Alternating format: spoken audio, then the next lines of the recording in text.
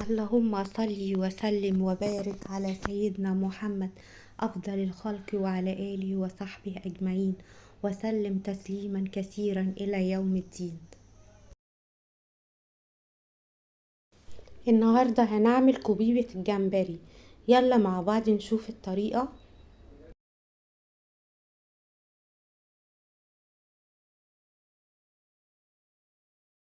معايا كزبرة وشبت وبقدونس، غسلتهم كويس قوي وقطعتهم وحطيتهم في الكبة. بعد كده نزلت عليهم ببصلتين كبار متقطعين وابتدي افرمهم كويس جدا. عاوزينهم يكونوا ناعمين قوي.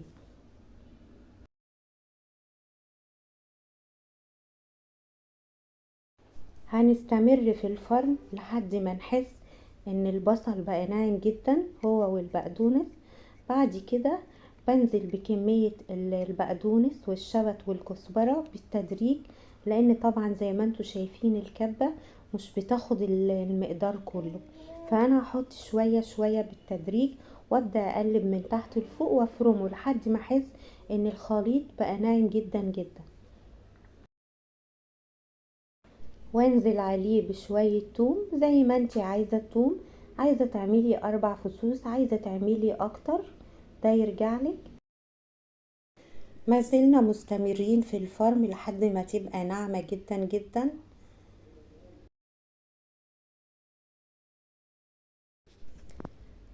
ونضيف الجمبري بتاعنا على البقدونس والبصل المفروم.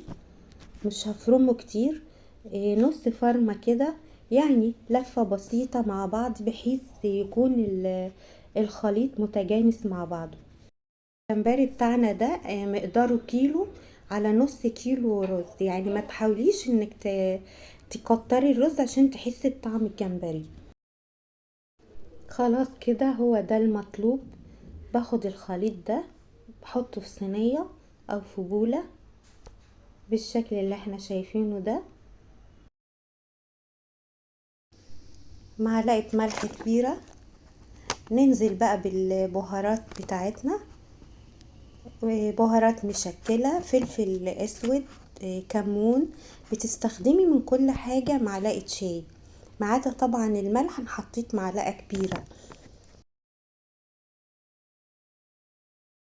التركاية بقى بتاعتنا النهاردة في كبيبة الجمبري النعناع بيدي طعم وريحة جميل جدا. جربي مش هتندمي، هيوديه في حتة تانية خالص. انا قبل كده كنت بعمل الكبيبة من غير النعناع، بعد ما جربته صدقوني طعم جميل جدا. التركاية التانية شوية جمبري على البهارات بتاعتنا والشبت والبقدونس والبصل. معايا نص كيلو رز غسلته كويس قوي، نشفته طحنته في الكبة ناعم جدا. والرز لازم يكون ناعم، لان لو مش ناعم الكبيبة هتفك منك في الصيادية.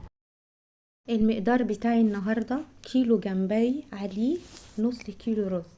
ما نحاولش نكتر الرز او ما نخليش كمية الجمبري قد كمية الرز، لان كده هتحسي انك بتاكلي رز مش بتاكلي جمبري. فدايما الجمبري بيبقى اكتر من الرز.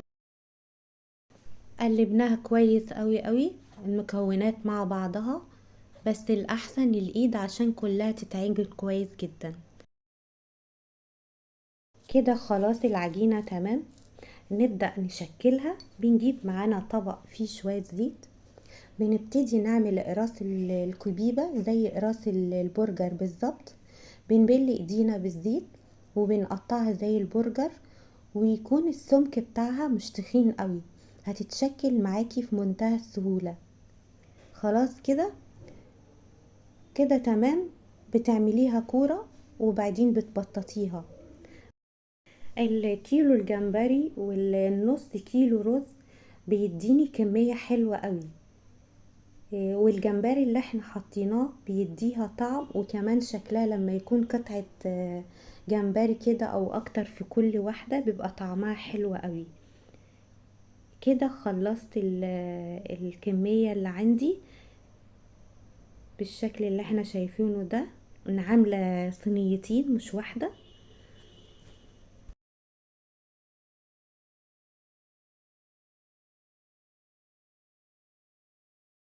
يلا بينا نبدأ نعمل شوربة الصيادية. معايا حلة على النار فيها شوية زيت حلوين كده. قطعتي بصلتين بس خشن مش ناعم. ممكن تعملي البصل في الكبة بس تحاولي ما تنعميش البصل، لان كل ما البصل بيكون ناعم كل ما بيغيب في التسوية، اما الخشن بتحمر بسرعة. وافضل اقلب في البصلة لحد ما تاخد اللون المطلوب اللي هو اللون البني. عارفين بصلة الكشري كده؟ انا عايزاها اغمق منها شوية. نفضل نقلب كده عشان كله يبقى لون واحد.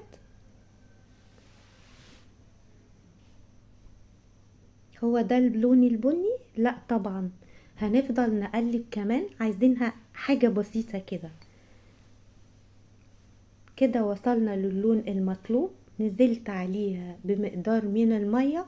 طبعا مقدار المية ده بيرجع لك، لانك ممكن تكوني عاملة كمية كبيرة من الكوبيبة، انا عاملة كمية بسيطة.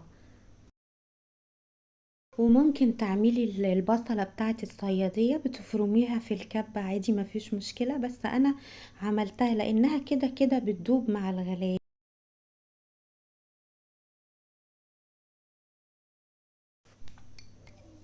ننزل بقراص الكوبيبة والكمية كلها، طبعا مع اضافة ملح وفلفل اسود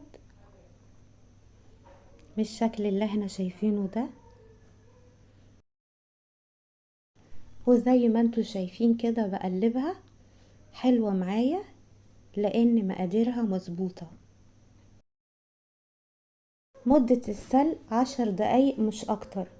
بعد كده بتطلعيها في المصفى، بتصفي الشوربة بتاعتها كويس قوي قوي.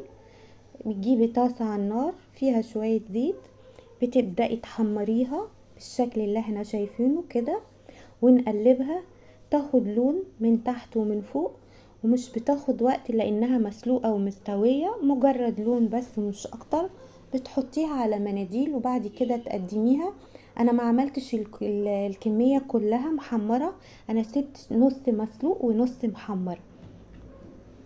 وده شكلها النهائي. اكلة رهيبة وجميلة وطعمها حلو قوي. جربوها تعجبكم.